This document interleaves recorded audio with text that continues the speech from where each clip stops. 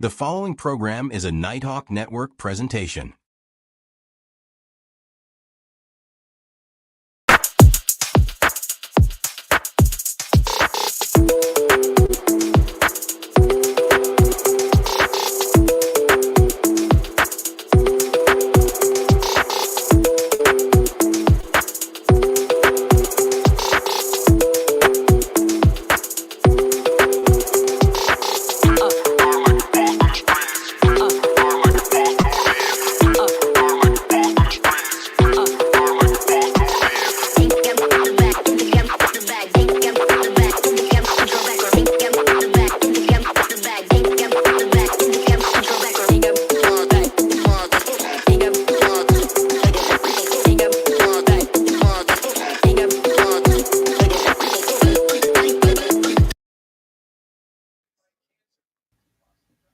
What's good, my babies? What's happening? Your boy E-Buck in the building. Y'all know what time it is.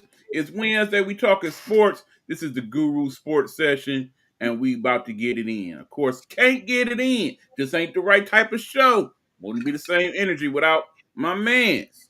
That dude right there. You seen? Hugh What's Lee. What's good, happening? E?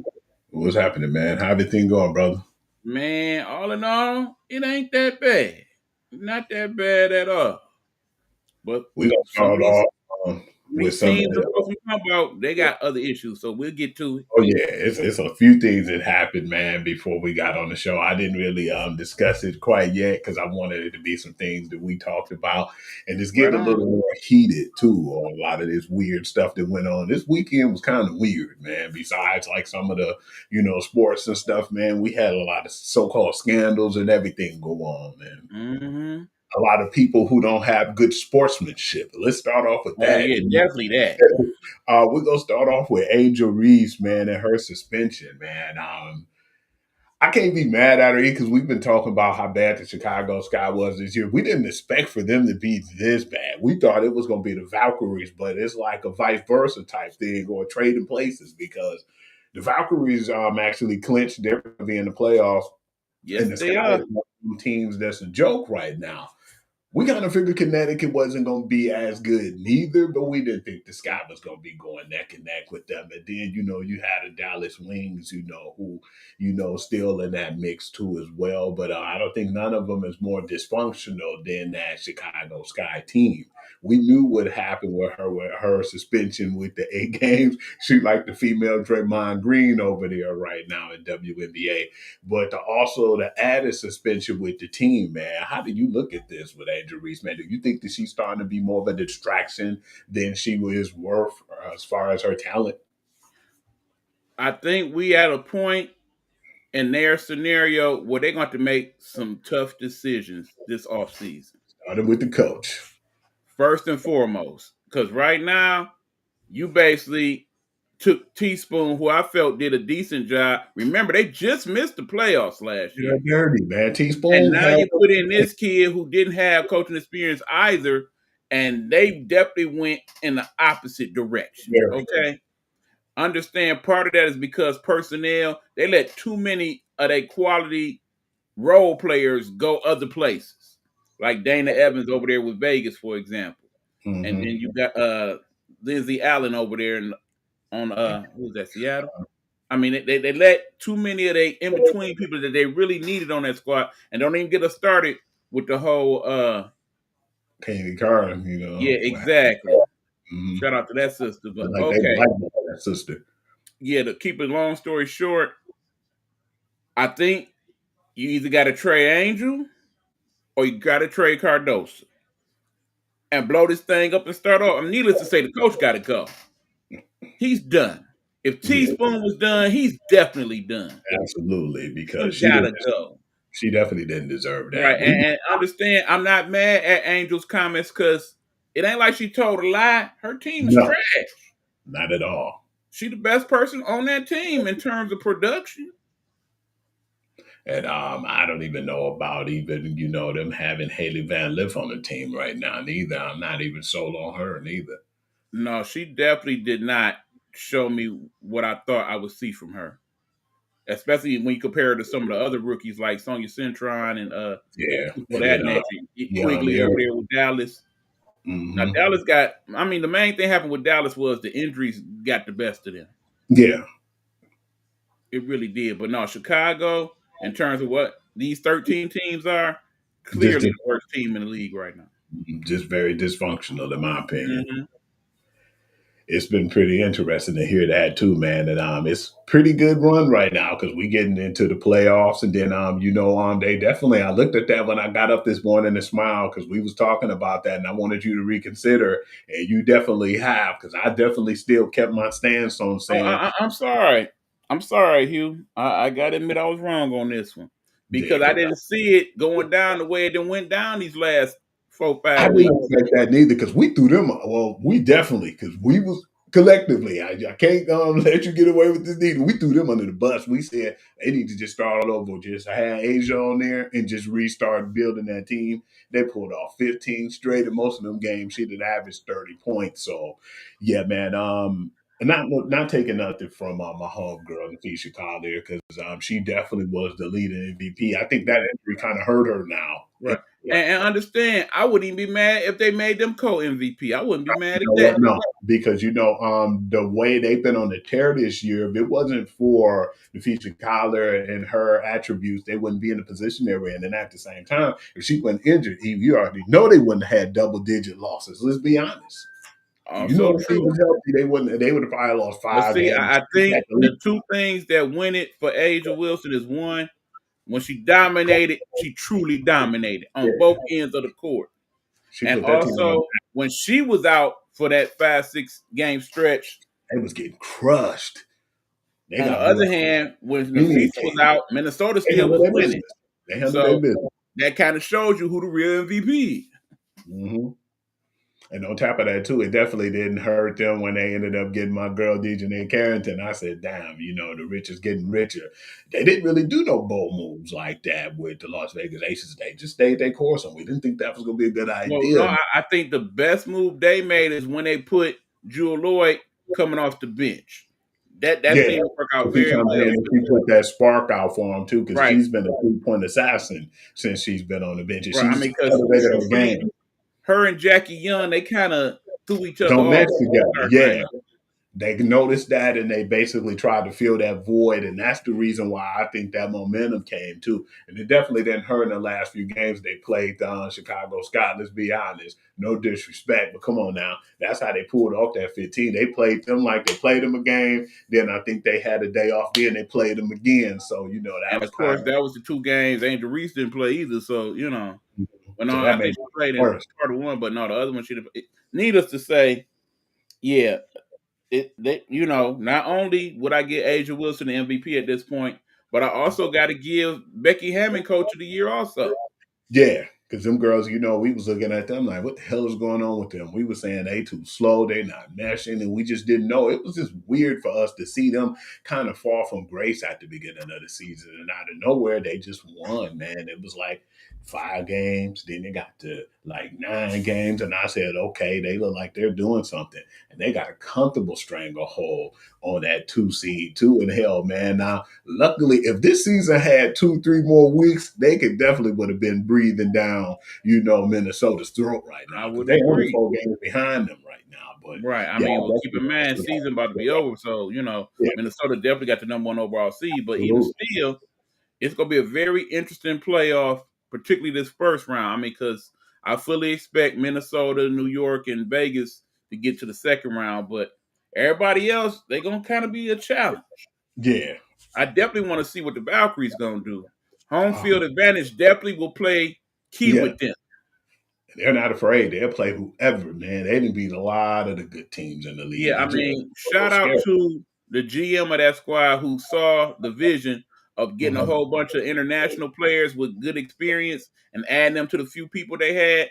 That's how they got where they got. You know who they remind me of, man, just with their poise and their vision and their consistency and how they play. And it's a little faster than what I even expected, too. As soon as you said that, it just rung a bell. Ding, ding, ding. They kind of look like the female version of a good ran Greg Popovich San Antonio teams, back when they really start getting. Or I can say they kind of look like that version of Sacramento Kings. back in the Chris But Webber White Webb, no, Chocolate days, when they definitely. had a few international players also like Vlade Divac and Petrovic and Stojakovic. Hey, Vlad, my man Vladi, man, was like my dude. He kind of got to the point where I think he got that flavor when he was on LA, man. He started to have the little fancy razzle dazzle passes. But with him and C Webb and White Chocolate, man, that was just a sight to see, man. Them was some Oh good yeah. old basketball days back in those days, E. Absolutely. But yeah, like I said, I'm definitely looking forward to the play. It's unfortunate that Mm. Caitlin Clark won't be in it. I mean, it's sad because it definitely has cost the WNBA some of their audience this year. It was You weird see, that you this called it. time last year, we definitely was talking a lot more WNBA than people are right now. But what was weird about it, you said it's serious than what we think, and I don't think she's coming back this year. It wasn't even 2 hours later before when we got Yeah, off. that Oh, very day.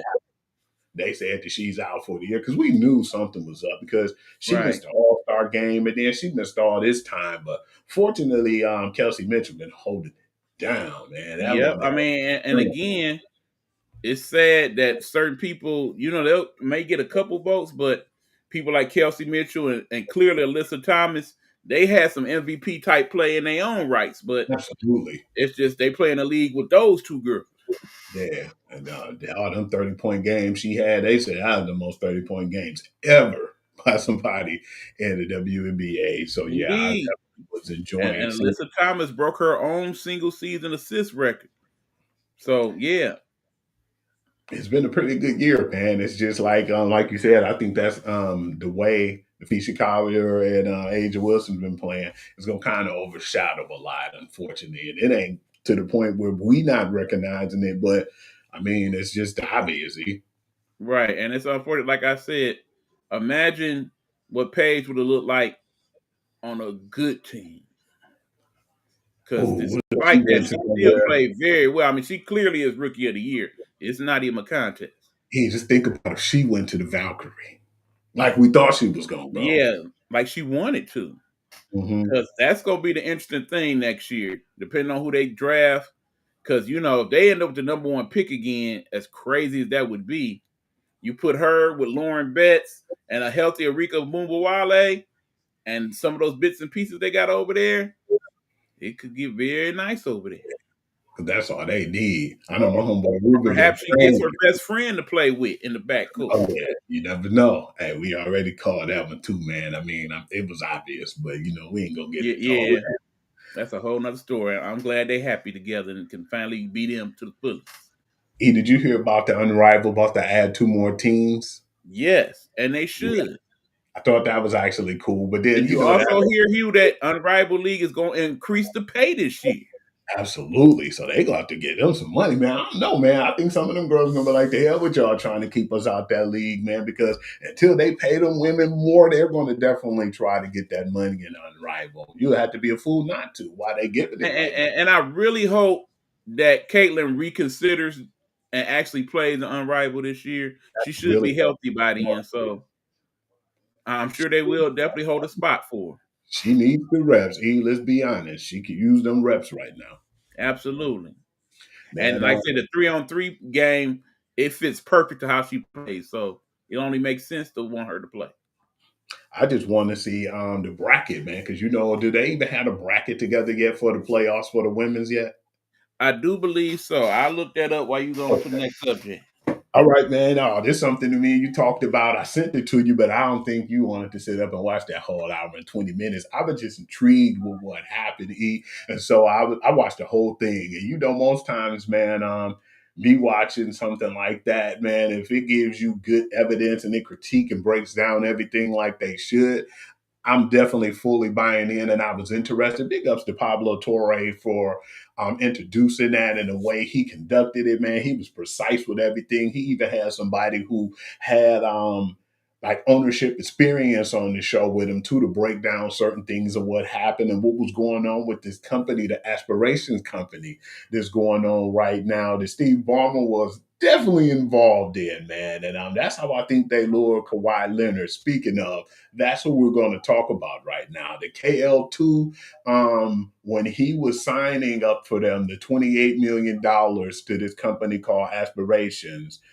I think that was part of that deal when he came over to the Clippers because we thought for sure that he was going to go over to the Los Angeles Lakers. And when that deal didn't go about, I'm thinking like, well, who can match the Lakers in the money that they have available right now? Because they have beaucoup money in that free agency. And remember, LeBron took a pay cut to try to get people to play with them. And then that's when Uncle Dennis came in. They think that Uncle Dennis was the one who was like, we're going to go to the highest bidder. Not only Steve Ballmer paid them, I think it was like a 3-year, $130 million deal. But on top of that, around the same time when that escalated, don't you know, around that same time in October, that's when that deal happened, man, with aspirations on the $28 million overall, $40 million for this dude just not really to do anything. He liked a few comments on Twitter or on like Facebook or some crap like that. And, the company, man, cheated a lot of people too. Everybody know that it was a fraud, but they said that they were planting trees and they was more of an environmental company. I know that the Red Sox had something to do with them with their grass, and the Green Monster, but for the most part, it was like they built that Intuit building, man, that they just made over there in LA, his own stadium with millions of billions of dollars. And they got the aspirations, company to back them on that too. But do you think that that's a loophole or that was just something that he did as a front to give Kawhi Leonard that money? And do you really have much interest or even care about all that? I really think this is much ado about nothing. This is billionaires being mad at other billionaires that got less money. And Here's that's the what thing, people. I mean, we could go back to the early days of baseball and whatnot. They found ways to get Babe Ruth extra money back in the day. It wasn't just his salary that was paying Babe Ruth. He had endorsement deals and whatnot, could go to certain places and eat for free. They set up all type of little stuff. Like they've been doing this for as long as I can remember with certain people. It just so happens that certain owners got more capital, more money than others. Did you know, good people, Steve Ballmer is the richest owner in the NBA. Okay? So it only makes sense that certain people gonna feel some type of way that he able to work out things that they are not able to on their end. Okay? So I think that's what this really boils down to. I don't give a damn about what extra money Kawhi got, because in the end, he the real MVP. He the winner, because he ain't earned all that.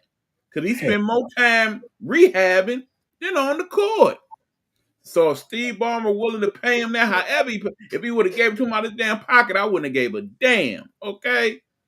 I mean, shady, sleight of hand type stuff. Come on, man. That's why we got NIL deals now. Because people was tired of it going on behind the scenes. They just brought it all to the forefront. These kids been getting paid. They just get paid more and for real now. But did you see when they had him on ESPN, Steve Ballmer, and he was like, y'all looking at it like I did something wrong. I didn't con them. They conned me. And then I like, nobody ain't con your ass, man. All that money you making. It don't matter. Ain't nothing going to happen. I think that Adam Silver might look into it, but then it's going to remind me of worst case scenario. What, they fine him some money? Or find him some picks or something like that. Fine you $3 million. Now, understand that would corrupt us to the fullest. But to Steve Ballmer, you said how much? He's one of the 6 richest men in the world. He in that bracket. So he got that type of stuff, man. I think that I definitely felt the same way you was when I looked at it. I was 10 minutes into looking at the Pablo Torres investment or investigation, and I said, "Well, yeah, man. I just think that they're jealous." And he said it too. He was like, "I think it's a lot of people who are billionaires who can't match that Steve Ballmer money, and who that's what it is. I'm telling you, that's what it is. Trying to force their hands to make a salary cap, but then the NBA won't be as good with the damn salary. They have a salary cap, but you can't cap them. You can't make them. All these people have salary caps to a degree, but in the same token, how you gonna tell a billionaire what to do with his money? Pretty much. That's what it all boiled down to. Because I promise you, it's probably players that get stipends and other stuff from the owner or whatnot. It happens. It's been happening. Mm-hmm. You're going to look out for your peoples one way or the other. It's nothing to me. Did you hear about Okay, that hold crazy? on, Hugh. Back Okay. to our thoughts on the playoff. Okay, of course, the playoffs this year for the WNBA is as follows. You start out the first round with the best out of 3. Okay. Right now, we don't know who exactly is who because we still got 1 or 2 games left, and it's so close between 3 and 8. It all depends on who win these last. I mean, even right now, Vegas is number 2, but guess what? Atlanta right there with them at 29 and 14. Absolutely. Surprise, surprise. And Phoenix ain't that far behind them at 27 and 16. So depending on who win or whatnot, that'll show who is where. But like I said, first round, best of 3. Second round, which will be the semifinals, that's gonna be best of 5. And now for the first time in WNBA history, we're gonna have a best of 7 series for the finals. That's gonna be pretty. I'm intrigued with that too. I like it because Right. I think that it could have went any way if they had the Lynx in New York, the Liberty playing in a mindset of like a 7-game series. That would have definitely determined more. I mean, we're giving credit to the New York Liberty, but you never knew how that would have went if it went down like Right. that last But see, the game. one thing I like about the WNBA, and hopefully the NBA will adopt this method, is remember, after each round, they reseed everybody. So the team with the best record that's left, they the number 1 seed now, and so on and so forth. And it should be that way everywhere, man. All the sports should do that. I agree. I love that strategy, man. That would make winning the regular season more important. That's what made me so much more intrigued with. Because remember when you first put me on the WNBA, man, that was like 3-4 years ago, man. And really, I started to get in tune with it.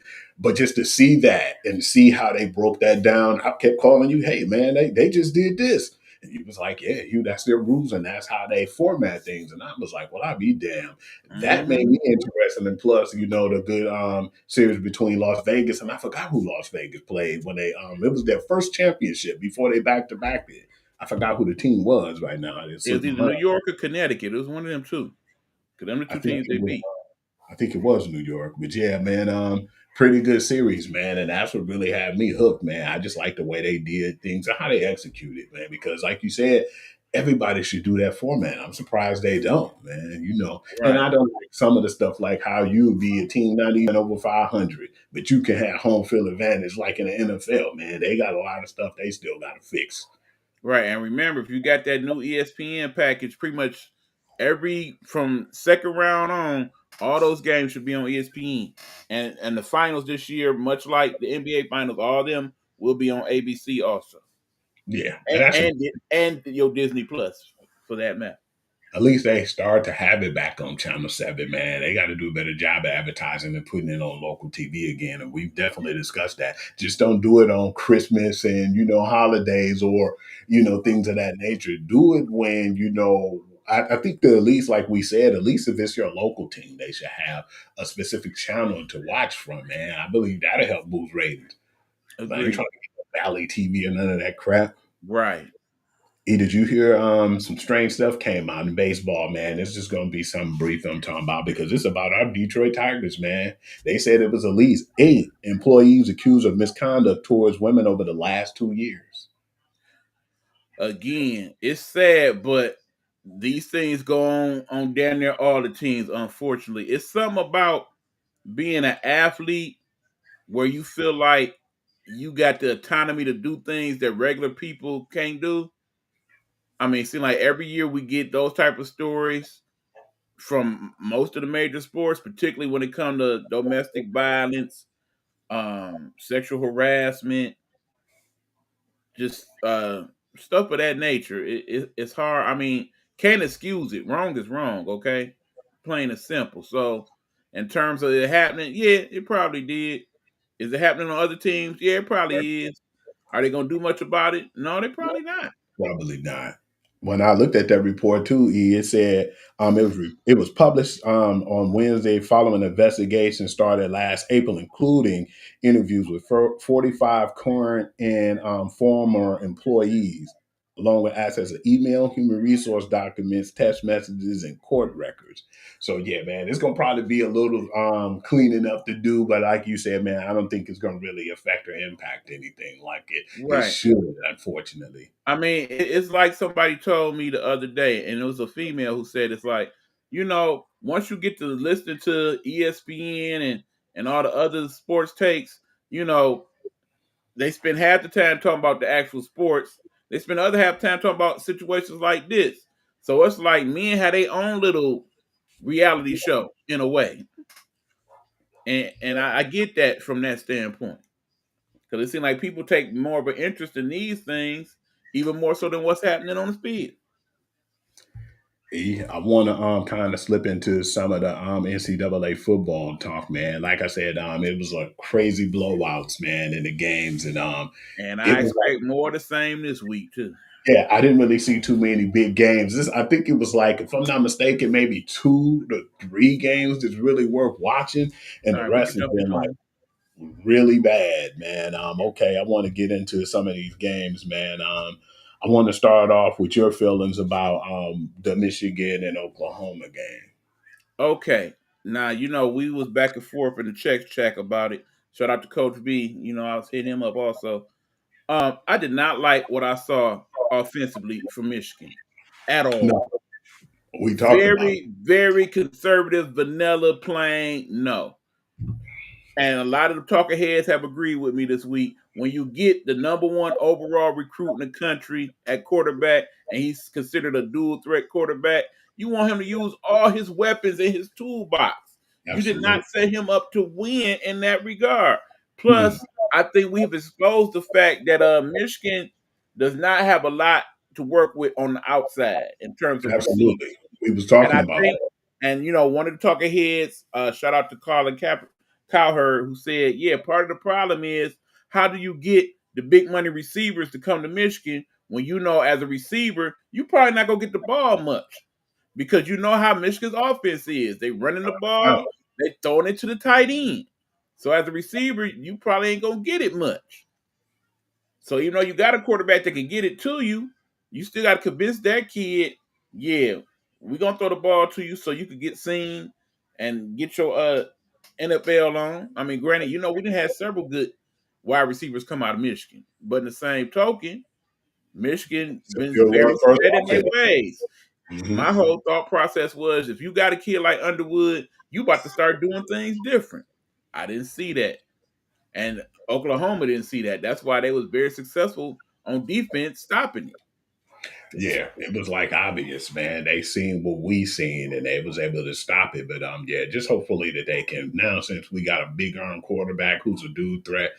I'm hoping we can get those receivers, man. And I believe if we can do that, that'll definitely settle some of the score, man, because he definitely needed weapons to pass it to. And then that safety blanket as far as a tight end or, trying to give it to the running back, man, that's definitely something they got to fix and put in more plays for this man rather than having those simple plays that they Right. have now.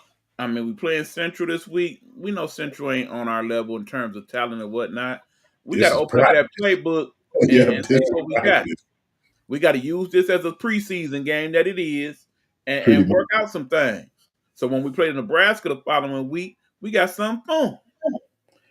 He woes up with the upset with South Florida and Florida, man. How did you feel about that? Florida is not good this year. Period. We actually called the one game, man. Which game was that? Do you remember? I knew this was going to be close, even though it was a ranked team against the unranked team. That You talking about Iowa the State Iowa State? game, Yeah. Mm-hmm. it was really good. It was really It actually defensive was a good minded. game. That probably was one of the better games of the weekend. I would agree. I like Rocco Beck, man. But I mean, because you got to remember, in the end, you throw all the usual stuff out the window when it's a big rivalry game like that. They and come that's ready to play. is very disciplined, and that's what people don't realize. I knew that was going to be one because you was asking me, do you think it was any games worth really watching this weekend? What I tell you, nope. I said just that one game was the only one that was intriguing to me because, like you said, Florida, I think they ranked them too high. But another team that surprised me though was the SMU Banner because we said we didn't really know too much about SMU, but then that final score was like a double overtime, 48-45, and Banner beat number 12. So I mean, well, no, number 17. And you know what I said? I said SMU was overrated. It's gonna be a lot of switching, man. Like now, I want to see the AP polls now, man. You know. Now, meanwhile, I wonder what Grambling was thinking about on the way home. We said they was gonna get their butt whooped, man. They built the ass. That boy, did they? Because when Ohio State saw them, they laughed and they said, "Man, these dudes are like a high school team," and they took offense to that, Grambling. But then they showed them y'all look like a high school team. It looked like that team down south was playing Madden on rookie mode and just showed out. It got ugly, man. I think the Water Boy came in the third quarter. You know what was another game that almost went on upset alert? Was that Ole Miss Kentucky game, man. You know. Hey, I'm gonna say this probably several times this year. The SEC hit different, bro. Yeah. Say what you will. I mean, I understand they ain't won the last two national championships, but in the end, SEC still the best conference in college football, from one to the bottom. As far as their rankings and how stacked they are. Yeah, granted, like I said, you know, it's more SEC teams in the top 25 this week than any other conference, but the higher ranked teams are the ones in the Big Ten. Hey, we about to go ahead. We about to start into the NFL. If you want, man, we could take that quick break right quick and then start jumping into some of the things that happen in there. All right, we're going to take that quick commercial break, y'all. This is the Guru Sports Session. Your boy E-Buck with the man himself, the Guru. When we come back, we talking some of that good old NFL football. Definitely was some better performance in the NFL this weekend in the college. So we'll have much more to talk about on that. Yeah.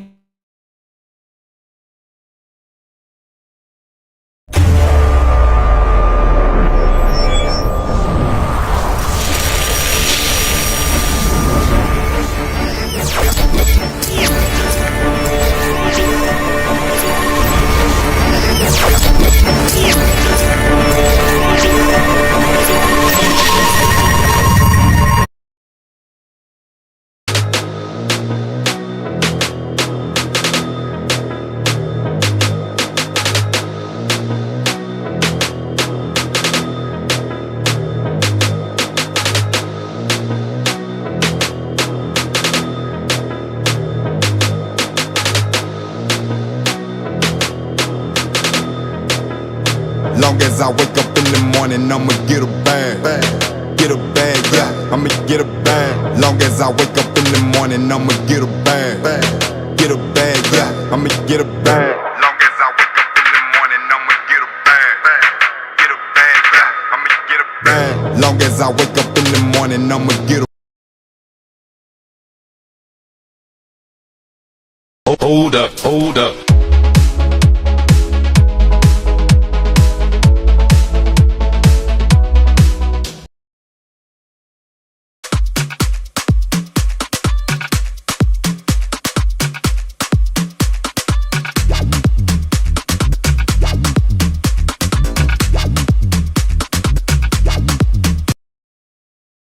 If you're building your dream from scratch, mic in one hand, hustle in the other, this one's for you.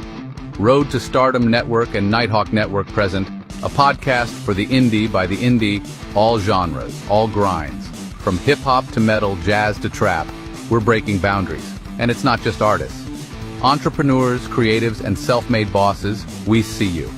We're giving you the spotlight. This ain't mainstream, this is your stream. Coming soon. Be ready. Morning, slave, that is.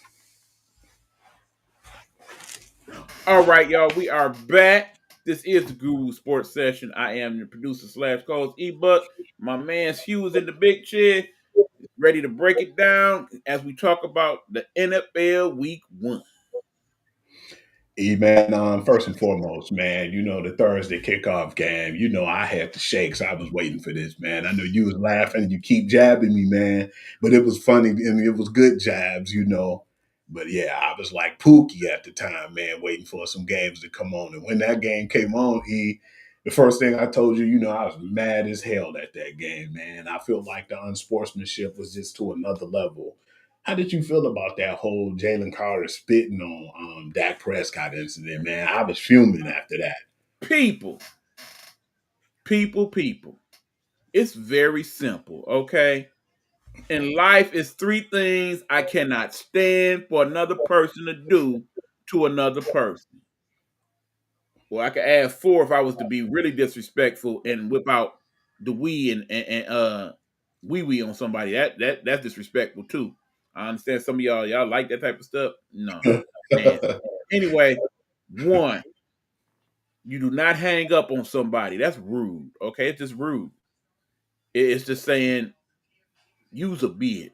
Okay. Two, you do not disrespect somebody's mama, particularly when they dead. Okay, you just Absolutely. don't do that. That's just wrong. Calling somebody a son of a bitch, that's just And three, actually, it's 3A and 3B. 3B is you slap somebody in their face. Actually, a man slapping another man in the face, extremely disrespectful. Okay, because that's just saying I'm treating you like a hoe. Okay, but the worst of all of it is for you to take your body secretions full of bacteria and such and spit it on another human being. That's just saying, I don't even consider you a human being. You're filth to me because that is filthy. I don't care if you just brushed with Dentyne and gargled and all that before you came out on the field. You just don't do that. Spitting on anybody ain't no comeback from that where it's like, my bad. I ain't trying to hear I'm sorry for that. Absolutely. There's no He apologizing. came with something like, well, he spit at me and I thought he was spitting. No, sir. No. Now, that being said, the punishment he got for it, I'm all right with it. I say he should have got suspended that game. I mean, and technically he did because he didn't get to play that whole game. And Absolutely. they took his check for that game Because as they they did. should have, and they fined him as they should have. Yeah. Now, So that being said, Jalen Carter, we watching you, bruh. yeah. But anything else like that? That can't happen again. Yes, That can't happen again. That happens again, I say you got to get that hot 8. yeah. You got to feel it to make sure you don't ever do it again. And Because like we you got to said, remember, somewhere down the line, somebody saw that, and just as they saw it on Thursday, it happened in 2 games in college on Saturday, where somebody spit on somebody else. and just People like watch it, and by rights, those 2 people that did that, they got booted too. what you were saying too, a lot of people ain't really realizing, and they probably don't really understand unless they watch the game. What you were saying was the direction. At first, we just thought he just spit at him for no reason. And we was like, well, damn, which it technically still was for no reason. But when we seen and I was like, okay, that clears it up somewhat, but still didn't make him, had a right to think that he could just go up and spit on him. They didn't show it at first. That part was off the camera, of course. Dak was in on the huddle, and their huddles was a little too close to one another for one Right. for comfortability.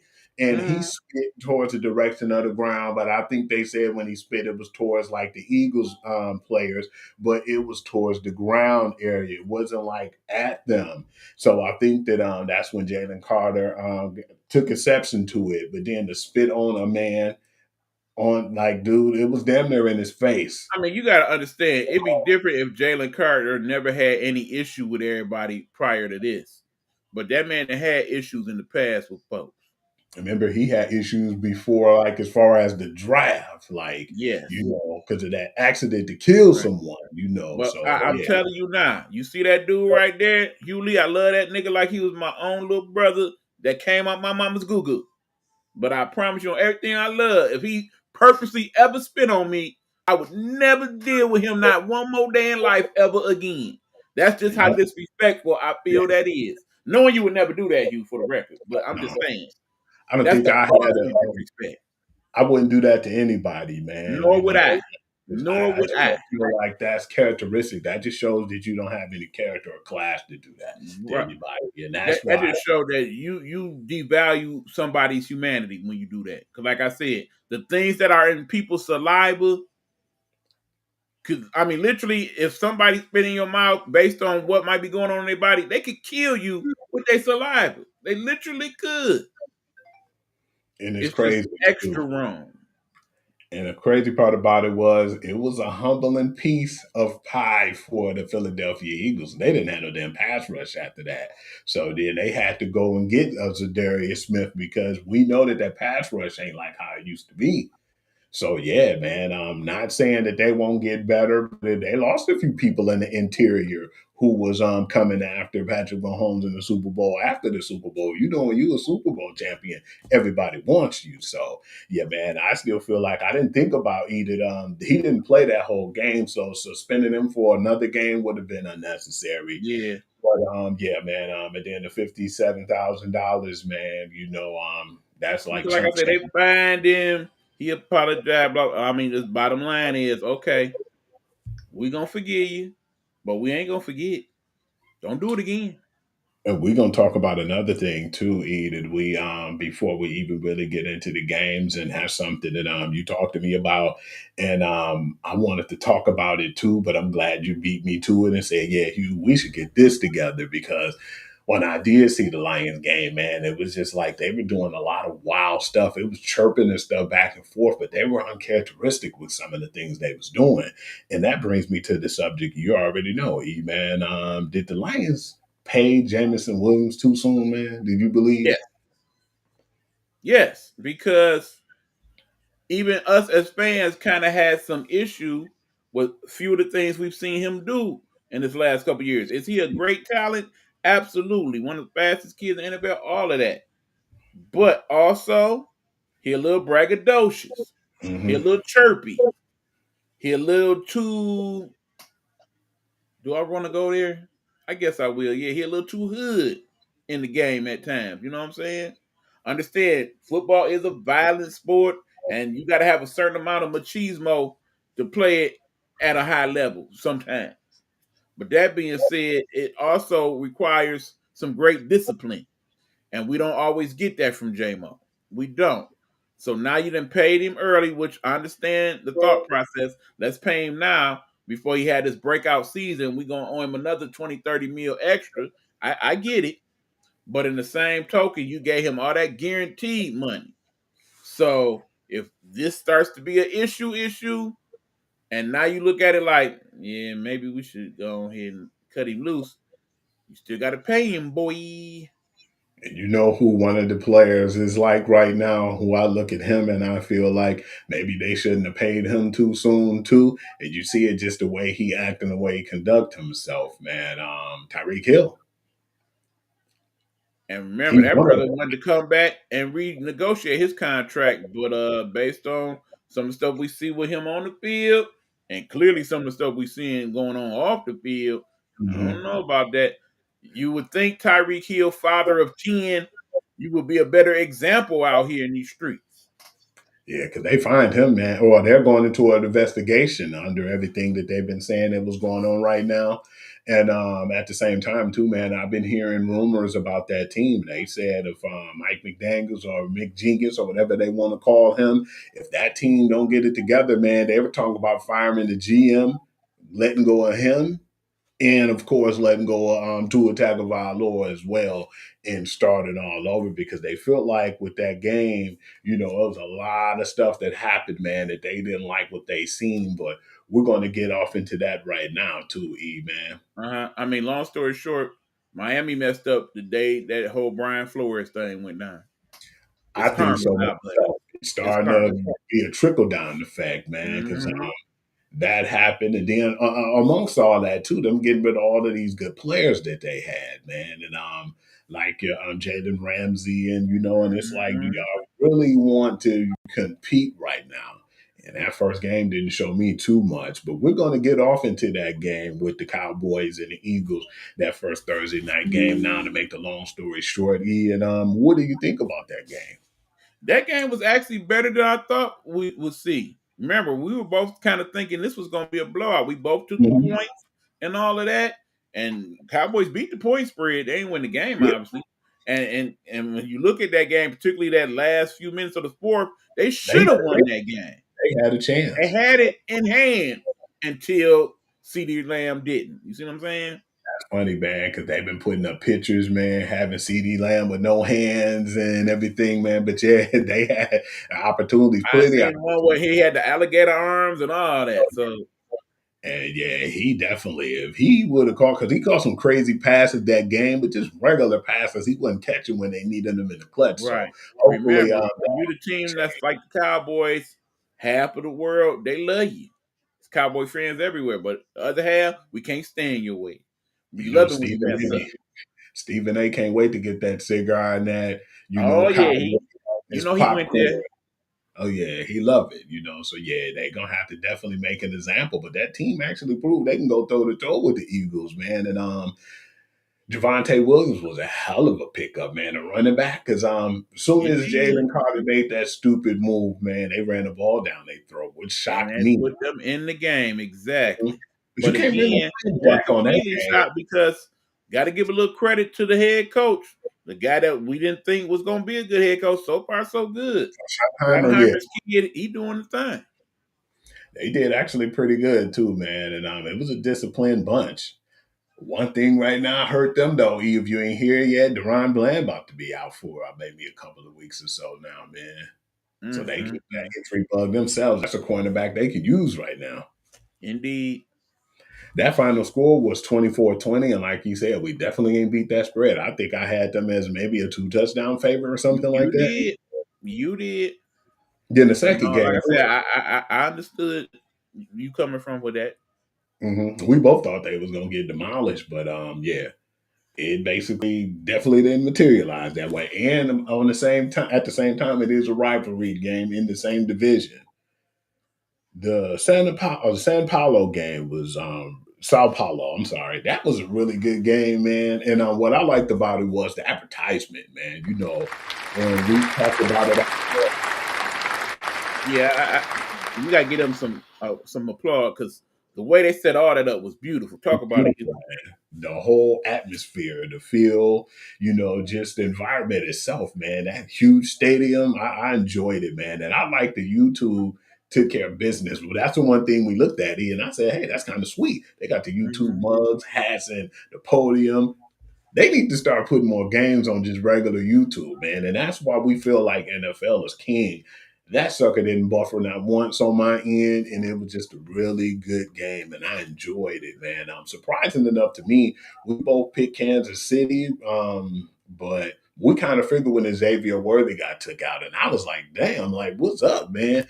It was like friendly fire, unfortunately, but I think that Kelsey is kind of beating herself up after that, but after that, that just threw their whole game plan off. And Justin Herbert, you got to give him credit where credit is due, man. But the person I'm surprised about, though, is Quentin Johnston, man. We knew he was a beast in TCU, but he didn't do nothing the first 2 years in the league. And, man, that dude really stepped his game up. It seemed like all he really needed was a coach that believed and loved him, and Harbaugh definitely does because he got firsthand view of what that dude was like when Michigan played TCU. And that dude played incredible. If it wasn't for them, if it wasn't for him, they wouldn't have won, man, that game. Indeed. He is what my man CD Lamb should have been, man. And that's what's surprising about it. That final score was Right. like 27-21. Kansas City still had a chance, but I still feel like with the injury to Xavier Worthy and Hollywood Brown still trying to get his feet under him, man, And of that's course, what I Rasheed feel. Rice being out with the suspension, yeah, all that came Yeah, into play. there's a lot that played in it, man. But then, people ain't really, kicking them in the face right now after one game. The Nah, world is not coming to an end on like a nuclear war or no. anything like that with them. But, we about to move on and we'll get to that. Um, The Chargers and Saints game, man. That one wasn't really that bad, but the Saints are not really that good. But did you hear Mm-mm. what happened too, E? You probably don't know why the game was kind of close like it was. And I'm gonna tell you if you didn't know, man. They said that your man's Kyler Murray woke up, man, with like excruciating diarrhea. Yeah, he was And he didn't think that he was going to be able to right. play. He took some medicine and he ended up feeling better before the game. But I still feel like 100% it would have been a worse blowout, man. Well, it wasn't really a blowout, but I think it would have been worse than what it was, though. But got to give credit, man. Always give them credit in the dome because you know the defense don't show up. But it was a pretty good disciplined game too from the Cardinals, and we said that they were a sneaky team last year. And I still feel like they're going to be one of those teams that play pretty well this year. Yeah, I mean the Saints. It's still gonna be a long season for them. Sorry, Long season. Spencer Rattler. I just ain't never really been completely impressed with him, even back in his days at Oklahoma. I just, Mhm. he went to South Carolina. He did all right when he was there, but he never really was somebody I thought was going to go to the NFL and be great by any stretch. You know what they call him, E-Man, and I still call him this to this day. It was a meme that they had online, and I still figure it affects them to this day. He's the Wish version of Patrick Mahomes. Oh, damn. That's why every time I look at him, I'm like, this dude just unfortunately, I just don't think he cut it. And we know Tyler Shaw will be in no time. They're gonna have Yeah. to. Yeah. Let's talk about this brutal game, E man. The game that I told you that one of them that shocked the hell out of me, man. And we're talking about that team we were just talking about where, your man's Tyreek Hill and the disgruntled, gameplay over there. The Miami Dolphins, and I think we picked the Miami Dolphins to We beat did. Indiana Jones, and Indiana Jones went off. Man, Danny Dimes came to play. I got to give him his respect, bro. He looked good. He We looked seen so good. I don't think Richardson getting his job back. we seen some flashes last year though. Remember that one time when you called me and you told me something, you shocked the hell out of me, man. I thought I seen the ghost, but then you seen that game and you said, man, Daniel Jones ain't play that bad, Hugh. Mm-mm. The receivers let him down. If they could have caught Mm-hmm. 2 or 3 more extra balls, they would have won that game. You can't look at Danny Dimes and say it was his fault. Yeah, a few times that team let him down on some of them games. A lot of it had to do with him, but I still feel like at this point, man, to give him the keys to the Colts and him taking over like Right, because that. remember, when he was over there with the Giants, they didn't have no good offensive line for him. Oh, The Colts do have a good offensive line. they had one of the top 5, man. And They got then a you good got some. running game for him. So, Come on now. And then I do like Michael Pittman, man. A lot of people sleep on him, man. He low key really good receiver who's underestimated, man. yeah, quality receiver. I get that. But yeah, that team, man, wasn't bad, man. Have you seen Yeah. that whole situation with Miami, man? That 33-8 victory spoke volumes. And what did I tell you, It, man? If it, you don't it it remember, really don't tell the whole story. Miami was never really in that game at all. And and Tua looked bad. that's what I was saying. Remember when I told you, man, He I looked think it's time for us to bad. pull the plug on Tua, man, because he threw passes like 2 passes to guys right there. It was like the linebackers was right there, and he threw the ball straight to him. And I'm like, well, damn, what are you looking at? And then yeah, Tyreek Hill was upset, man, but at the Of same course. time, you understand why he was upset Oh, because yeah. 2 of them play like that, man. I think they definitely said this year, and on that report that I was talking to you about earlier. They said they're going to give them 6 games, and if they don't improve within that time frame, the GM they said that Mike McDaniel's and Tua is going to be gone. So yeah, man, And I'm then going I to would what happens. imagine around that time, remember, that's also about around the trade deadline. I'm pretty sure at that point, Tyreek Hill will be crying and bitching that they will probably easily grant his wish and get him up out of there. I definitely think so. It's about time for them to just let him go. And then that's what people didn't really understand too. Big ups to Andy Reid because he handled it accordingly. A lot of people didn't know that he was doing all that bickering too over there in Kansas City. And they're like, hey, you figure you can find somewhere that wants you, man, and take you on, because we ain't going to pay you that type of money the way you've been acting. Go get it. And ever Right. since then, he ain't been successful. And the Chiefs continue to be the Chiefs. Right. 3 Super Bowls later, did we really need you? Obviously not. This is the game right here. It's like a kick in the groin. And I gotta fess up to it right now. Big up to Geno Smith for one. And I didn't think the Raiders was gonna play this discipline for the first part, either. But the Raiders versus the New England Patriots, man, they double teamed my man Stephon Diggs and they had no answer. What's the one dude named Kevon Booty? Man, Coleman, you talking about Ken Coleman? no, it was another dude, the Booty guy over there. Oh, okay, I know what you're talking about. Yeah, I it, said, man, well, they hella don't bad. have It's all me. the same. I told you before, Hugh. You kind of felt like New England was gonna be decent. Not with that offense, bro. That offense is garbage. Straight basura. Yeah, You know, their and then defense played everybody, okay, but no, that yeah, offense, it ain't happening. they were mad at Trevon Henderson, man, and I said that definitely wasn't his fault, man. They play like crap, No, all that because money they spent, again, man. not only is the offense bad, the offensive coordinator didn't call a good game either. No, you got to blame a lot of that on Josh McDaniels too, who returned to New England with him, man. So Mm-hmm. yeah, that was just a whole, really bad show, man. Like I said, it's gonna be a long year for y'all. I'm starting to see that myself, even though it was game one. But if y'all play like that, I don't see anything coming out of that, man. No, y'all can't. I mean, because the Raiders show signs of life, but they ain't about to be lighting up the world by any stretch. You Which couldn't was do that one of with my them. favorite. Which was one of my favorite games that I told you about in the morning, man. And it was a guy who hunted us for years, and then I felt like he didn't really get a chance where he was, and now he's on the new team with one of our coordinators. And damn, did Justin Fields shine? That was a really good game between them and the Steelers. It was like a tug of war, man. One team had a lead, the other team would take over, but the Steelers actually were down for a second at the beginning, and it was like just punched them in the mouth. I was surprised how that offense was clicking like they were, and then all of a sudden, when Aaron Rodgers got it back on, Aaron Rodgers got on. Man, that dude had like 244 yards through the air, but he had 4 touchdowns. Man, would you impressed with Aaron what he did? It looked like Aaron still got a little bit of that magic dust left in him, bruh. Agree. Like again, I still expect Pittsburgh to win more than lose, but based on what Mhm. I saw, yeah, it looked like Tomlin gonna do it again. I mean, Absolutely, it's Pittsburgh definitely looking like defense was, they'll have better days, no doubt. But long story short, I like what they showed us offensively in Pittsburgh.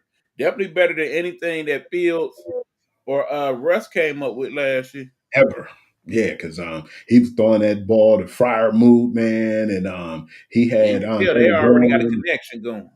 Oh, absolutely. I definitely feel like this going to be a fun team to watch this year too, Oh yeah. because if Aaron Rodgers continue to dial it up like that, I like the fact that it went down to the last part of the game because Justin Fields actually had the ball in his hand, but you gave Aaron Rodgers too much time, man. And the Chris Boswell, the 60-yard field goal, I was definitely impressed. And that's what really got me hype at the beginning in the early games was Mm-hmm. how close it was in that game, winning that game in clutch. Because I was like, I don't know if he's going to be able to make this 60-yarder. And he made it Right. pretty clean. And that being said, it was a lot of long field goals made this week, but there's also a lot of missed field goals this week. Whoo, you already know, man. Well, I already know where you're coming at, man. I definitely want to Mm-hmm. throw that in there too. I want to know if you knew that. Yeah, they hurried up and fired Jay Moody, man. They got tired of him in I San Francisco. mean, the reason why that's so sad, because remember, in that draft where Jake Moody came out, he was the only kicker that was drafted. And they And he was drafted him in the 4th round. They drafted him a high. kicker because he was He, so clutch in Michigan too, man. no So doubt. I mean, it made sense at the time, but Mhm. clearly, and when it comes to kicking, a lot of it is mental. And clearly his mind ain't where it need to be when he kicking the ball. And it's different from the collegiate level, man. That because they look at you like you got one job, but it's a lot of pressure, man. All right, E, I want to talk about this game too, man. The Giants and Commanders. That Giants defense was pretty good, man. But As we figured it would be. that Giant offense wasn't good. I can't really blame a lot of that on Russ neither because that pass rush is coming at the rush, man. I mean, I gotta blame Russ son because what I saw, yeah, Russ not he making The business. same Russ he was. He ain't the He Russ he making was in Seattle. he playing more like I'm Sierra's husband and I got kids, then he playing like I'm a football player and I'm here to win. You know what I'm Yeah, saying? It's like he already got one foot on his way out the door. I'd be very surprised if after this year Russ plays any more football. agree. Because I just definitely see he lost a step. And then at the same time, he's not as accurate as he was in Seattle. I definitely feel like it's time for him to just go in the sunset with his Right. wife and kids. I mean, he'd have made his money. Your wife fine as hell. You trust me, Russ still winning in the end. E-Man, we talked about this game. We definitely had the Jaguars winning, but how did you feel about Travis Hunter's first game? Was you impressed, or do you still feel like he needs to just focus on being on one side of the ball? I still ain't seen enough to know what I really feel about it just yet. I'm curious again to see how they play it this week. Is it gonna be okay? Well, now this week we're gonna play you mostly defense and just have you some offense, or are they gonna stick with how they did it week one? I think by probably week 4 we'll have a feel for what that really gonna look like overall. Let's get that damn skeleton out the closet too. Travis Etienne, healthy Travis Etienne. Damn, man, that dude ran crazy. He was averaging like 5, 6 yards a carry. That Dude, was now Hugh, you know I've been talking about ETN ever since his days in Clemson, man. I always he been impressed with that dude. You remember at one point I wanted him to come here, man. It was just he Absolutely. had some injuries and stuff, man. And a healthy Travis Etienne is dangerous. So dangerous that they was like, shit, we don't need Tank Bigsby, man. They let him go to Philly because they missing that game well in the backfield and some of those Right? scat that they had. But when they seen that Gainwell game, played they pretty was good convinced. last week, by the way. They said all we need is ETN, man. Yeah, I was impressed, bro. Oh yeah. I always been impressed with that brother.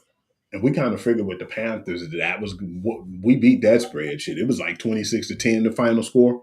Mm-hmm. This was the worst game of the day. And usually we be clowning New England, man. And we really give them a hard time. But what do you think I'm going at when I say this was one of the worst damn games of the day? Think about that game and you tell me how you feel. Man. Do you know the team? No, come on with it. The Bengals and the Oh. Browns. The worst game I've ever seen, like this year and last year. I mean, part of that rivalry, part of that just it's clear when you don't play in the preseason like you should, you get games like this in the first couple weeks. And that screamed that was the case with that game. Funny Those thing teams were though, not properly prepared to play one another the way they needed to, think about it, the Bengals had preseason reps. Remember? but not enough. Yeah, Not enough. they looked really Because bad. remember, particularly that team, because remember that's like the first time in about 3 or 4 years when they all was healthy going into the season. Yeah, you're right.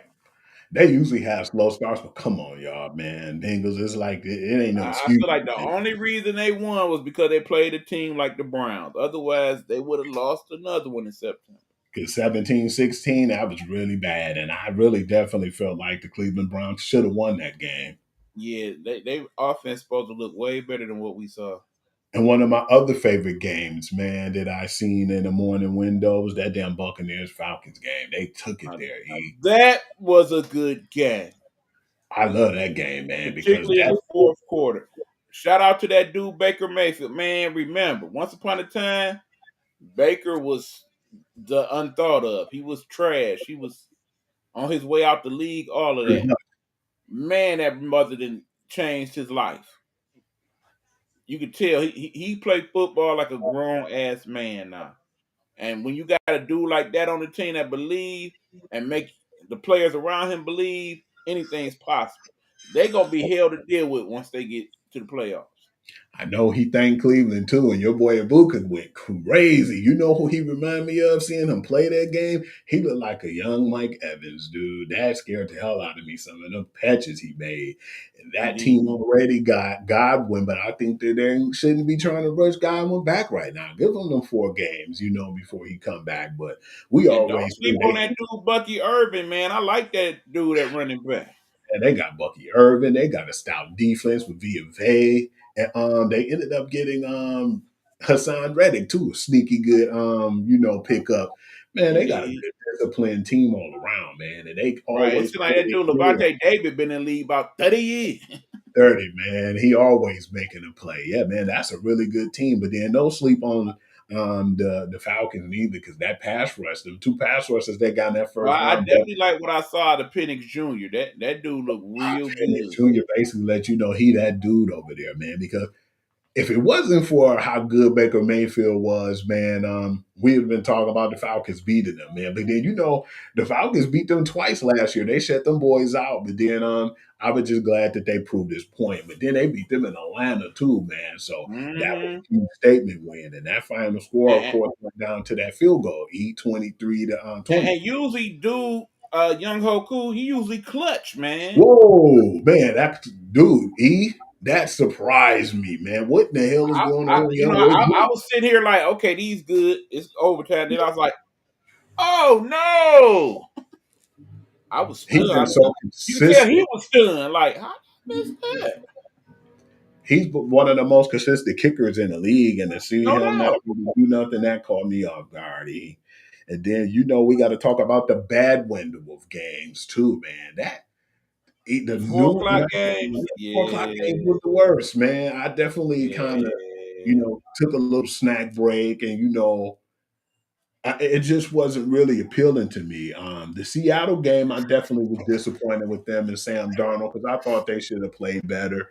I think that I said Sam looked like he did in that Lions game last year. It's like he ain't got over it. they He's gave still him that seeing money, ghosts.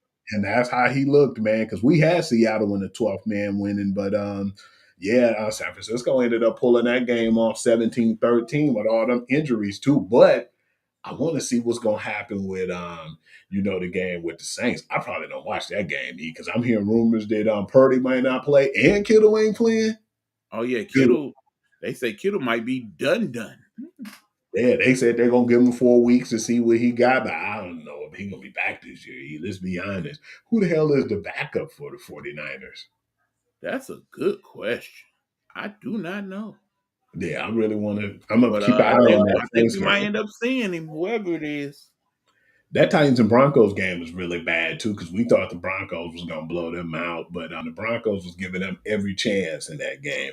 At first, possession, it looked good, and I said it's gonna be a long game for the Titans, but the Titans got a couple of good interceptions, and the defense played well, but the offense just was pretty bad. I mean, Cam, it was game one. What can It's I say? growing pains for that brother. I mean, it ain't like he got a lot to work with there. So Yeah, and we that's already why he's the number 1 pick. we already said they probably going to end up with the worst record in the league. I kind of take that back now, based on what I've seen from New England, Miami. But It's yeah, gonna they be one of that. them teams. Oh yeah, and definitely the Saints. I ain't like what I saw from them either. You can kind of juggle them, man. Yeah. Let's pull this bandage off, or this scab off right quick. The Lions and Packers game. I looked at that, and at first, I was heated, but then I had to tell you a secret outside of that, because you didn't know that was going on with me. No, I did not, sir. So I kept that low key, and that's something we ain't gonna talk about on the show. But yeah, No need. But yeah, man, that's why I was like, I'm not gonna watch that second half, man. Let my blood pressure go up, man. Dealing with these dudes on this first game, we already knew that they didn't take the preseason reps seriously, and we talked about that. You hit me with that and started to give me doubts that game, because you said, Hugh, they didn't play the preseason. This is a new offense.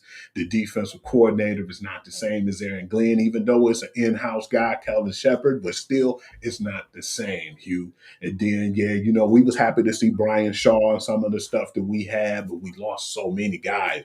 You seen how well the Jets played. That's some of our guys over there on that offense that went with Aaron Glenn. And let's not talk about Ben Johnson, man. But then, I still feel like them playing them preseason reps would have helped a little bit. But you got to give credit where credit is due. They were in Green Bay. We always had issues with them in Lambeau. We've been kind of owning them the last few years. But the Mekhi Parsons deal was definitely an X factor too, man. And I feel like we played very undisciplined too, with the Branch getting into it and some of the, showboating and crazy. I definitely seen too much of that going on with Yeah, us. I wasn't too happy with that. I felt like No, they weren't no being doubt. professionals with that game. But I give credit where credit was due because Jordan Love looked good. They had some hella chunk plays in that first half. But what did we say though? I definitely went back and seen the highlights. The defense buckled down a little bit more in that second half. But that offense, man, they got to fix the red zone issues and they got to play with more urgency, man. But I definitely want to see this next game because I've been hearing a lot of chirping, man, and I'm like, y'all better do something this week because going 0-2 would definitely make me be to the point where I'm Man, nervous if right the now. Lions lose this game this week, it's gonna get ugly around here. Because I spent the next 2 days after I listened to sports talk. Some of y'all, They hold be on, dogging you. Can I get a minute? Can I get a Please. minute? Let me handle biz right quick. You Hold take on. a while on this one, E. All right, check this out. Good people, y'all need to calm the hell down, okay? Have y'all not forgotten where we've come from as Lions fans? Did we not at one point in my lifetime go 0-16? And did a legitimate 0-16, I might add. Had no hope of winning every week, and we all knew it. Okay? Have we not forgotten that? Have we not forgotten that back in the day, every year we had a different quarterback? Remember them days? Y'all done forgot all of that. We good now, but we not good enough for you because I understand some of y'all want to get to that Super Bowl real bad because we ain't never been. I get it. But damn, we're not about to go 15-2 every year, y'all. It ain't happening. We got a new offensive coordinator, new defensive coordinator, 3 new people on the offensive line. I mean, we got to have some realistics, okay? After one game, y'all don't. Yeah, we got to get rid of them. I'm sick of this crap. Dan Gamble, look, they went for it on 4th down 2 times and made it once.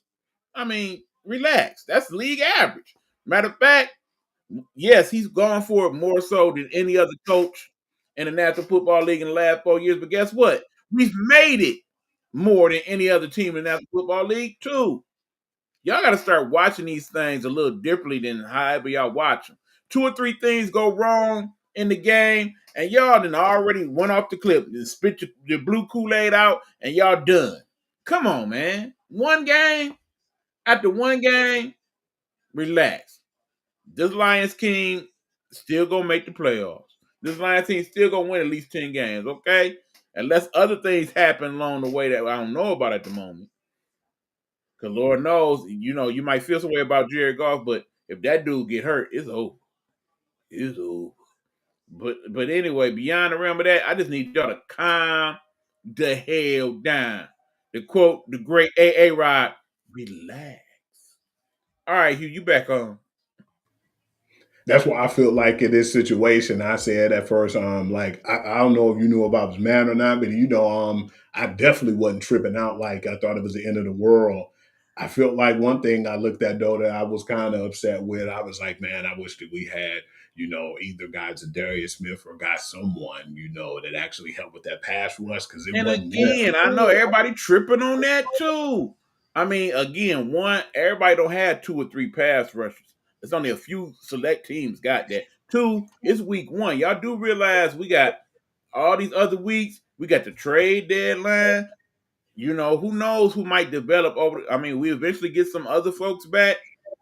Calm down, y'all. I'm just saying. Definitely hoping we see some glimpses of what they believe in Marcus Davenport because I've never did, but I hope we see glimpses this year because that'll help, man. I'm saying at least 5 or 6 sacks on his side would definitely be good enough for me. But at the same time, like you said, man, I don't think we're gonna win this. Like we're not gonna go 15-2 again, but I think this team can I go. mean, bottom line, I'm not sitting here expecting us to win the Super Bowl. I'm gonna be straight up with you, and if that No, make me a bad Lions fan, then so be it.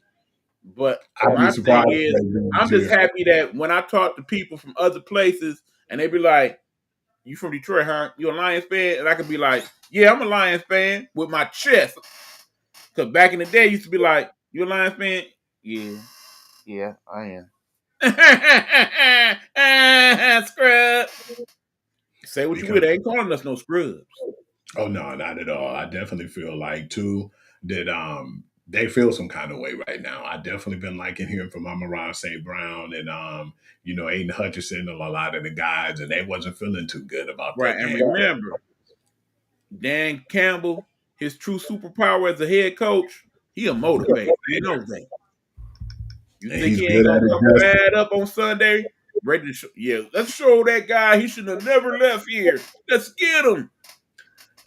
Let's get into that other funky game, E. That I didn't talk to you about it, man, but I was like, oh man, this is a funky one. Houston, Texas versus the Los Angeles Rams, man. That game was kind of funky.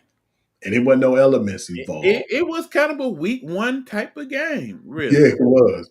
I And mean, that's shout what out I to looked Matthew. at it. Matthew did his thing. I don't like the back was bothering him too much. Yeah, that final score was 14-9, and it was like you said, it was Yeah. the week onesies, if that's what people want to call it nowadays. But Right, but remember, he did break a record in that game, becoming just the 8th quarterback, I believe, to have over 60,000 yards. That's impressive. yeah, man, because that dude's tough as nails, man. I mean, think about some of the people on that list. Of course, the great Tom Brady, Drew Brees, Aaron Rodgers, Brett Favre. None but Hall of Famers on that list, okay? It's a select few. Let's talk Phillip about Rivers. this game. Let's talk about this game, baby boy. We thought it was going to be everything it was expected. One of us picked one of these teams for sure to be in the Super Bowl this year, and that's the Baltimore Ravens versus the Buffalo Bills. I was a little afraid of this game. I picked Baltimore and you picked Buffalo, so I was a little worried in this game, not because I don't have no faith in the Ravens. It was just at the wrong time when that the issues start to happen, when they start to explode. They can't do that. They was doing that last year at certain times, like teams they had no business losing against. They got to clean that up. This is another week one hiccup. But all right. So who do you blame more so for the loss, the offense or the defense? You know what, man? It was a little mixture of both, man. But the defense couldn't stop nobody, man. For you to be up 40-25 in the fourth quarter, you definitely got to give more of that blame to the defense, because if they would have got just a couple of stops, that game would have been over. They couldn't stop anybody. It was too many 3-and-outs with the guys on offense, but then the defense couldn't stop a soul, man. And that's where the problem happened at, because I was stunned, man, because I was like, okay, man, I'm going to have to eat this. And when I go on the show, man, I'm going to have to, stand up for the Bills and, talk about how they just basically looked like they were asleep. But then I believe that one possession they had, and when they scored, I said, okay, they're not up by that much. But then that fumble from Derrick Henry really hurt them. But that's something you don't never see Derrick Henry do. But you got to credit a lot of that to Ed Oliver, too. He was looking like glimpses of Aaron Donald, man. And that's what they were trying to compare him to. They compared him to, yeah.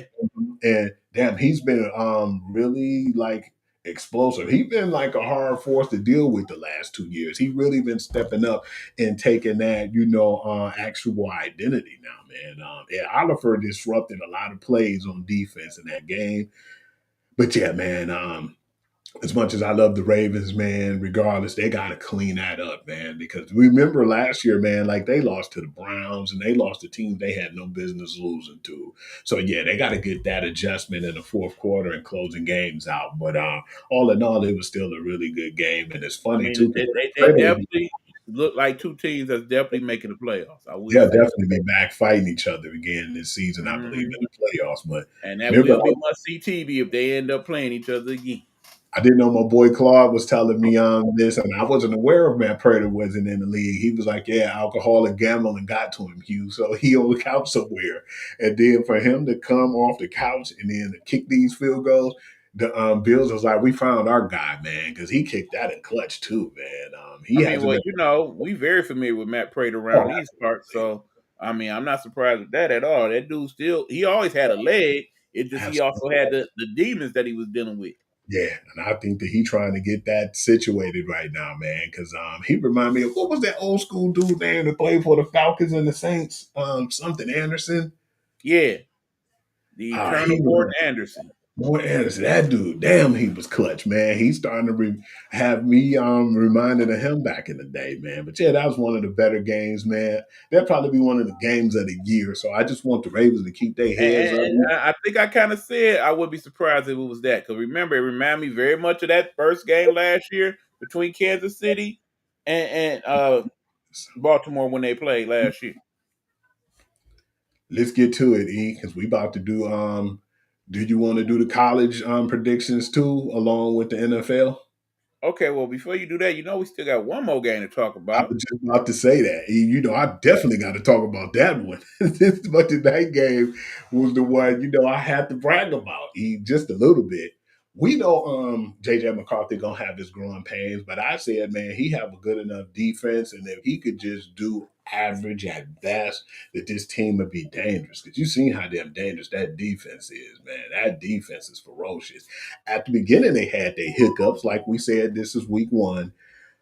But you got to give credit where credit is due. This team was down 17-3, and we was looking, and I was kind of heartbroken, like nauseated, because I said, man, Big Johnson got Caleb Williams acting crazy, and he was going off at first. So, yeah, I didn't like what I seen at first. But then just to see J.J. McCarthy go through that and had the perseverance to bring that team back and to win at the last minute. At one point, they were up 10. And I thought, man, maybe they're going to try to put it on the cruise control. But yeah, that was a really good game because the Bears defense is not that bad and the offense Not looked at pretty all. good until DJ Moore got hurt. I'm worried about that dude after that hit, E. But Yeah, yeah, he man, got hit hard. a pretty good game. That final score was 27-24. And yeah, like we said, we know JJ McCarthy gonna have his growing pains, and we know that it's gonna be like you said, eat some true growing pains with Caleb, and Caleb Williams being in this new offense because he still gotta learn it. But yeah, all in all, that was a hell of a game, man, and I enjoyed it. Give some credit where credit is due, though. The head coach over there for Minnesota, McConnell, he is an Yeah, offensive guru in his own right. And he went move. into halftime and told JJ, look, you about to win this game for us, and I'm going to show you how. And exactly that's what happened. Shout out to JJ McCarthy, former Michigan national champion, who broke a record, becoming the first person in a first full start to have 3 touchdowns in the fourth quarter. That was impressive. You know what, too, E man? Sometimes you just gotta humble yourself, man. Speaking of, I already know you know what I'm talking about. It was kind of like a showmanship, man. It was kind of funny when he did it, but they showed a picture of JJ McCarthy when he was a kid because, of course, he's from the Chicago area, Right? and he had on an Urlacher football jersey. So Caleb Williams came in, the arena with the Urlacher jersey. So I said, yeah, he trying to take a jab at him, a troll him, whatever. Mm, Yeah, he ate that humble pie pretty fast, though, man. But right. Now, see, if I was JJ, I just would have came in with some nail polish. because all in all, man, I still feel like you've seen a few hiccups in Chicago too. Like they're not all the way there yet. It's gonna take a minute, but when they get that machine rolling, it's gonna actually be pretty interesting to see. They definitely look like they will eventually be better than they was last year. But just all in all, our division definitely improved, man. And that Oh damn yeah, Viking defense is something I'm afraid of right now. oh yeah. And I know that's part of why some of y'all tripping about the Lions too. But again, I say relax. Let's get into some of these college games in week 3. We could just roll right through them because it's going to be kind of like week 2. All right, Indiana. y'all. Y'all know what time it is. It's prediction time. Y'all know how we do it. Shout out to Road and Coach. If y'all watching right now, yeah, go ahead and make your predictions. We'll pop them on the screen for you. Go ahead. Indiana State against number 22 Indiana. Come on now. Yeah, This me ain't too. Indiana. basketball. I got Indiana Indiana. win that. I got Indiana by 7.5. Easy. Okay, this was crazy too, E. But I'm gonna take these points. Central Michigan versus number 23 Michigan. I'm gonna take them 27.5 points. Man, if we don't whoop the stuffing out these boys Gotta take at it the out on them. crib too, come on now. You know I got blue all day. Sweet Jesus, E. Number 4, Oregon against Northwestern. We got Oregon, and I'm gonna I take ain't them seen 28. Northwestern play yet. I mean, I don't think it matters because usually Northwestern not so good. I'm gonna take them But 28. I might check it out because I need to see what Oregon look like. Should they be ranked this high? I mean, they winning. I got them winning, but I want to see what they looking like this year.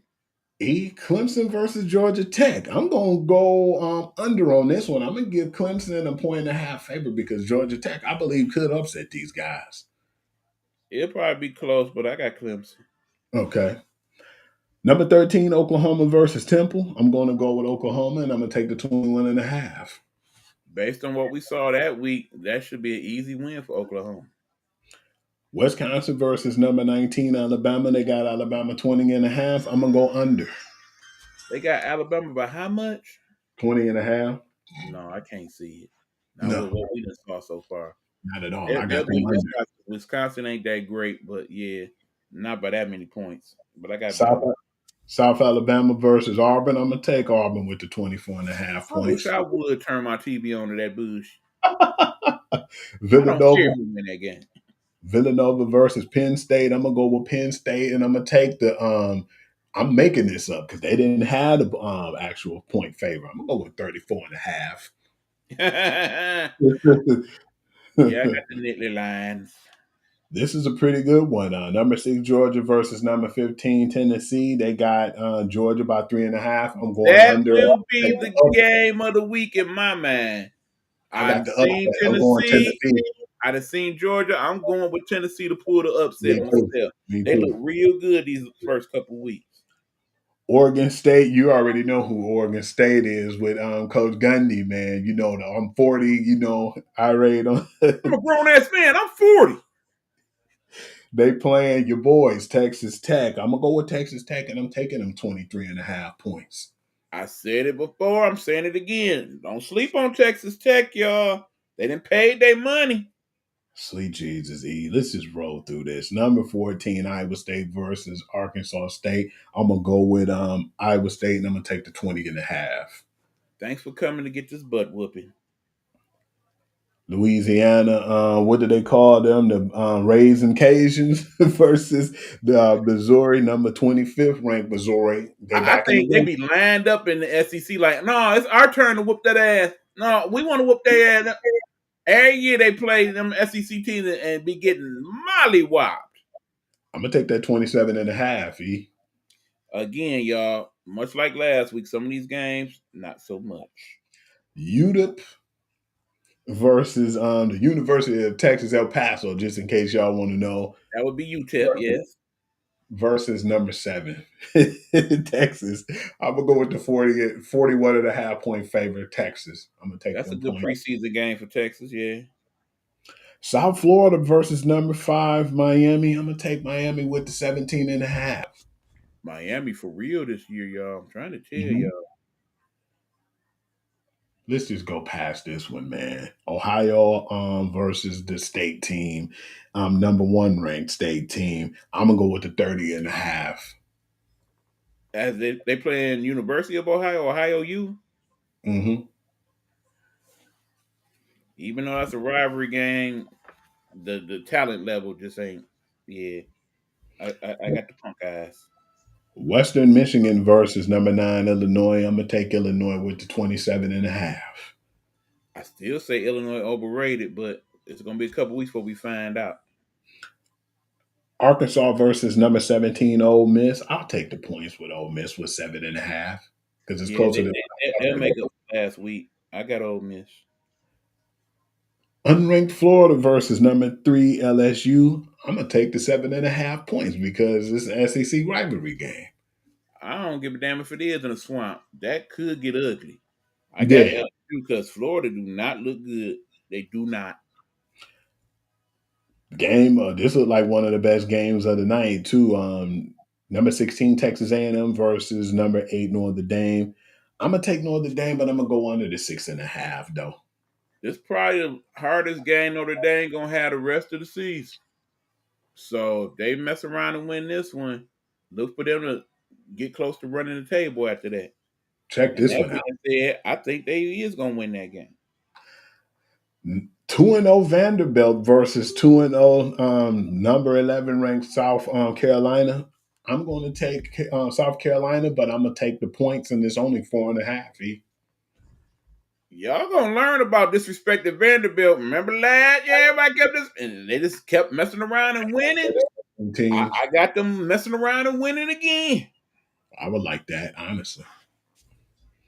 Number 20, Utah, Uncle Rigo versus Wyoming. I'm going to take Utah on the 23.5. That's a game I ain't trying to see. Utah, I guess. Jesus. All right, E. Let me know when you're ready for the NFL. I'm going to let you get your sheet together. All right, so yep, I got that. Let's get it on, y'all. Now, keep in mind, last week we made out pretty good, all in all, Hugh. Yeah, we did. You got a few wrong, I a few wrong, and we kind of evened out. So we broke about even last week, but we definitely won more than we lost. Okay, this Thursday night game, E. They ain't disappointing with this one, brother. The Washington Commanders at the Green Bay Packers. I'm going to take the Washington Commanders in this one, and I'll take the 3.5 points. I'm taking the Commanders for two reasons. One, it's going to be some good weather in Green Bay, which favors the other team. And two, because they played Sunday and now it's Thursday, even though they still at home, That I'm turnover. going with the Commanders because you're not going to get away with what you did to Jared Goff with Jaden Daniels. Plus, that dude could scramble his ass off. You That's know my him. point. That's my point. And then we going to hit. I think Scary Terry going to get off that game. Yeah, because it's about due. The Rams versus the Titans, I'm taking the points. Well, I'm going to go over, and I'm going to say 14.5, so if it is 5.5, because they on crack saying 5.5. I got the Rams whooping up that can of whoop ass. The Jaguars versus the Bengals. I don't trust the Bengals. I'm going with the Jaguars, and I'm going to take 3.5 points from the Bengals. It is in the Natty, and it actually might rain Sunday in the Natty. I don't think that matters. I think I still got to go Jags because I think that September thing is it's a thing, man. This is a slap in the face to me. This next one, the Cleveland Browns versus the Ravens. They only gave the Ravens 11.5 points. I think they're going to take it out on the Browns, and I'm going to give them 21.5 point favor. I wouldn't go that far. The reason why that point spread is the way it is because it's a rivalry game. Yeah, and those hit a little different. I Let me kind of be Ravens winning, but I'm going to let me renege and take the 11.5, E. I'm going to protect myself on this. I'm going to renege and I'm going to take the 11.5. And don't overdo it. I'm going to stick with that 11.5, yep. The Bills and the Jets. That's going to be a good-ass game, E. But I'm going to go with Buffalo on the road, and now I'll go under that 6.5, like you said, because it's a rivalry game. See, it's in New York. I still got to go with Buffalo. I mean, I wouldn't be surprised that game be a little closer than we think it might be. I definitely took that under, too, E. Because that Jets defense ain't that bad. They just need to throw this damn game away, E. The New England Patriots versus the Dolphins. If I can just say I know or I don't want to pick, I'm not picking this game because I ain't watching it neither. Trash. I don't care who any. I agree. Okay, if we got to pick somebody for the sake of the audience, I go with the Dolphins. 49ers versus the Saints. I already got the 49ers, but it's going to be really low, man. I'm not taking the points. I'm going to go 1.5. I'm going to tell you now, whatever the under is, take that bit. Take the under. I'm going to take under and go 1.5 with that one, E, because I mean, it's just the angst is so bad. I got to go. It don't even matter who end up being the quarterback for the Niners. I got to take them. New York Giants versus the Dallas Cowboys. I'm going to take the Cowboys, but I'm going to go under the 5.5. Again, rivalry game, but it's in Dallas. So, Jerry, he going to want them to show up and show out.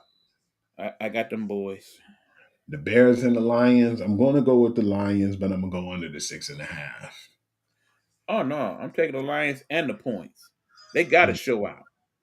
They at the crib. It's going to be real, real loud in there. But it's also going to be a lot of Bears fans in that boy, too, because they going to spend that money for them expensive-ass Lions tickets. you know what I do for a living, so I'm looking forward to Sunday myself for a couple reasons. Absolutely. But yeah, I got them lines. The Seahawks versus the Steelers. I'm gonna go with the Steelers, but I'm gonna go a little over on the points. They got them at 2.5. I'm gonna go with 5. Based on what we saw last week, I gotta go with the Steelers because they're gonna have something for your boy Donald. The Broncos versus the Colts. I'm actually go with the upset with this one. I'm going with the Colts at home. I'm gonna go with the Broncos, but that might be a game worth watching then. And that one, if I Might want be all right. to be safe, and I usually don't never be safe, I'm gonna take the 1.5 too on this one. Yeah, I'm gonna go with them Broncos. The Panthers and Cardinals, man. I'm gonna take the Cardinals and I'm gonna take the 6.5. Gotta go with the Cards. Panthers, they still ain't there yet. This is gonna be a good one. This is interesting. The Eagles versus the Chiefs. And they got Philly as a 1.5 point favorite on the road. Nah, I'm gonna take the points and I'm gonna go with the Chiefs on this one. I don't think they're gonna go on 2. Tay will be in the building, but it ain't gonna matter. I gotta go with them Eagles, man. Too many And injuries and suspensions on the other side. Sorry, fam. we have the football gods on this one. The first game, second game, really not so much.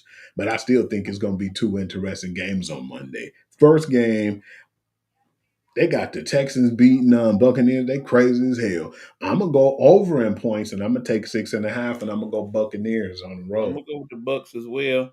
I don't understand why they then switched it now and do the 2 games the second week as Except for the opposed to the first week when they was doing it. better with the first week to me, because I mean, come on now. Yeah. And And then then I you got really don't like the fact that in the end they both games end up being on at the same time. I don't like how that's set up like that. good thing is they're not gonna be this time. You got a 7 o'clock Oh, and you got a 10 o'clock game this time. okay. They finally learned their lesson. That's Yeah, good. that's a good thing. I was definitely excited about that. And Okay. the last game is the Chargers versus the Raiders. I don't think that game's going to be as bad as people might think it is because I think the Raiders are a little better. But at the end of the day, I'm going to take the Chargers and I'm going to take the 3.5 point favor. I got Harbaugh's boys. Hmm. You got anything else to add to that, E? Okay, well, a couple quick things, and we can be out. Yes, sir. Understand, y'all. I can't let the show pass without talking about the major event that this going on this weekend that enough people really ain't talking about. We about to get one of the better fights that we done seen in years this weekend when we get Canelo facing my Versus- man Bud Crawford. Why people ain't talking about that fight, Hugh? I'm really surprised, man, because they have been advertising it and I've been seeing that fight. That's a super, super fight, man. Because It it's like, is. I was surprised that they was actually gonna fight too, man. Because most times you never really get the good fights, and when you do, unfortunately, like we said, they're older. Those guys are both of them prime, man, and I really want to see this one, and I'm definitely dialed in on this one. Right. And remember, y'all ain't got to get the pay-per-view. All you need is the Netflix. It'll be on Netflix. So, most of everybody knows somebody with a Netflix account. If not, hit the store right quick, get you one of them little cards and get your Netflix on. But yeah, I'm looking forward to that fight. Me, myself, I say it goes the distance. And I got Bud winning by unanimous decision. Absolutely, I'm definitely gonna go with Bud, and then yeah, E man, you already know, man. We'll holler at people in the DMs, man, and just in case they want to do it that way, we'll get with y'all and we'll tell y'all a little more. Exactly. Okay, so we got that going. Then, of course, they set up the other fight that, yeah, I can understand why people ain't quite so excited about this one. Do we really want to see a 60-year-old Mike Tyson fight a 50-year-old Floyd Mayweather Jr.? Absolutely not. I didn't want to see him fighting a young dude that he fought not so long ago, and I was telling people I wasn't interested, and I was every bit so right. So yeah, I don't want to see that either. I mean, ain't neither one of these brothers broke. But we know Floyd spends a lot of money doing whatever Yeah, he's doing, and I imagine Mike doing it too. So this is a money grab. We know this. But in the end, we ain't gonna get the fight that we would really want to see, nor are we gonna get the fight that we probably really even need to see. I don't know how they're gonna say. I mean, basically, if this is a pay-per-view fight, I won't be watching it. I'll yeah. catch some highlights on YouTube. I'd rather watch Bud and Canelo all day. Yeah, now that fight, that's a real fight. Yeah, I even rather watch the damn Jake Paul and Tank fight that's coming up before I watch Yeah, this. absolutely. Yeah, so basically that's what I got. Oh, then a quick fact about baseball that I just found out. You realize, Hugh, it's what, September 10th? Do you Hmm. realize there's been no hitters this year? None. I've noticed. I haven't seen not any of them, Not a man. one. It'll be so close, and they'll give them up either in the eighth or the ninth inning. But we never had a whole game with just a no hitter right now. Right. Another interesting fact, you do realize that part of baseball's problem is that our starting pitchers don't do like they used to do. Remember, they say the greatest year of the pitcher was 1968. Bob Gibson won the Cy Young National League Triple Crown winner, right? Best Right, ERA, best strikeouts, best wins. Do you realize that man had 22 complete games in 1968? that's insane. No, what's more insane is 6 of those 22 complete games were more than 9 innings. He even had a 12 inning complete game. Crazy. That being said, do you know it's only 14 pitchers this year that had one complete game and only one pitcher that had two? Oh, really? Who was that? Yeah. Paul Skeens? No, not Paul Skeens. Paul Skeens, amazingly enough, has not had a complete game. Mm. And Scoobles only had one. Mm. Who had the two games? Some guy, I don't even remember. Not that it matters, but I mean, just the point. And that's what just seems Only like 11 pitchers have had a complete game this year. That's that's crazy. what hurting. Well, that's definitely hurting baseball right now, man. They need to Right. definitely get something out of it, especially as far as because they don't really advertise as well, neither. Their advertising No. has been good. It's been taking drop. And whatever happened to ESPN being a machine of like just really good advertisement and commercials, man? That's what we used to see a lot of the advertisements and stuff Right. I on. mean, and think about it, usually, they advertise baseball tonight to death on ESPN. Yeah. You hardly even see that. They don't do nothing, man. Remember them commercials like when Calvin Johnson, man, when he was the vending machine, of course, Megatron and the machine with Albert Pujols, like you said, the King James. None of those commercials exist no more like that, man. And the I one mean, where the one, don't forget the one where Big Poppy got caught wearing the Yankee hat. man's almost had a heart attack. Yeah, Right. that's the funniest one. And, That's I was like, oh no. and Robinson Cano giving everybody them crazy handshakes and the whole Yeah. everybody in ESPN got sick. Yeah, that was good stuff, man. They need to get back to that, man, because it ain't Right. ESPN ain't ESPN no more, man. Let's just be honest. I mean, sports talk in general ain't quite what it used to be. Yeah, But yeah, so, that's what I got this week, bro. yeah, me too, man. All right, so you know what to do, my guy. All right, y'all already know what time it is, man. Y'all can catch me on all my social media platforms. I appreciate y'all first and foremost. You can follow me, Hugh Lee, on Instagram, and it's Hoovy, WHOOVI. That's where I put a lot of our brands and advertising the podcast that we're doing, of course. And then you can catch me at Sports Guru to You. I'll be putting the late and breaking news, and I basically put the scores of the games. So yeah, man, most times I usually try to get the news before all the networks and all the social media platforms, and you can get with me too on TikTok. Shouts out to everybody showing love and support on TikTok too. And it's Hugh.Lee6. And I'd like to say thank you all. We appreciate you for all the people who on the network and all the people who listen and chime in, man. We appreciate y'all all. And thank you. Hold on, good people. Mm. All right, here we go. Yeah, as always, shout outs to all the other people in the Nighthawk Network whose shows I've been producing. Of course, shout out Queen Gemini and the Rumble Time. Shout out Rose Simmons and her show, Road to Stardom Indie Experience. Of course, shout out to Coach B and Straight Sports Talk, Fridays at 9.